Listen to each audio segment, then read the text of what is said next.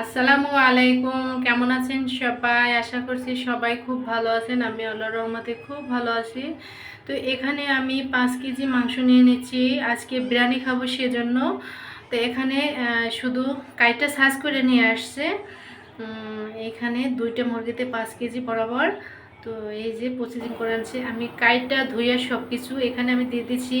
বিরিয়ানি মশলা, আদা রসুন পেস্ট, তারপর হলো পেঁয়াজ কুচি, লবণ, আর হলো তেল দিয়ে এটাকে হাত দিয়ে মাখাইয়া ভালোভাবে এরপরে আমি চুলায় বসাই দেব মিডিয়াম আছে।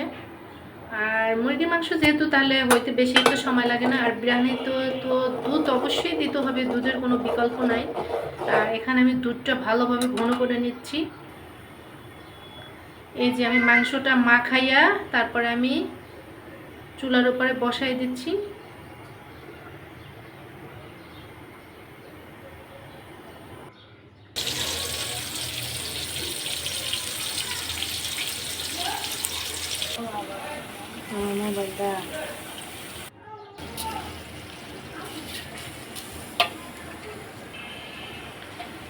চালটাকে আমি ভালোভাবে ভেজে নিচ্ছি।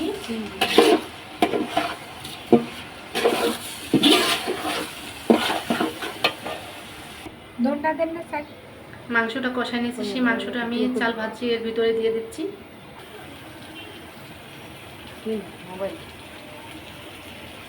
চকচকে চিনাইবো না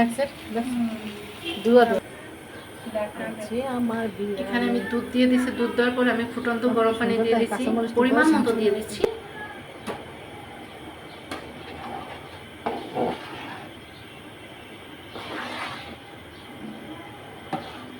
অনেক মাংস হয়েছে, আমি এখানে চাল দিচ্ছি 1.5 কেজি। 1.5 কেজি চালে আমি 5 কেজি মুরগির মাংস দিচ্ছি, আর হইল 2 কেজি দুধ দিছি।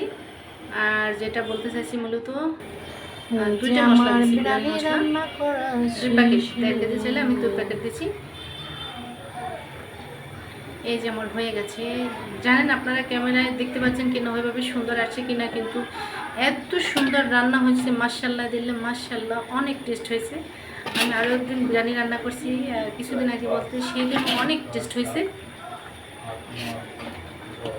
বলা একটুখানি দরকার তো তোমার নাও।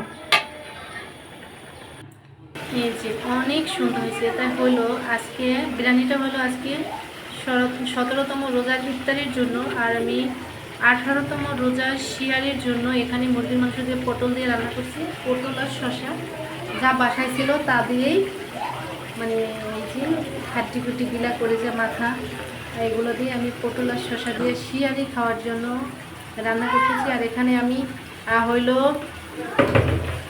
আমি হইল লতি দিয়া ডাল চচ্চড়ি করছি, মানে এটা শিয়ারি খাওয়ার জন্য। লতি দিয়ে ডাল চচ্চড়ি আর হলো মুরগির মাংস হাড্ডি গুড্ডি। তো সবাই ভালো থাকেন, সুস্থ থাকেন, আল্লাহ হাফেজ।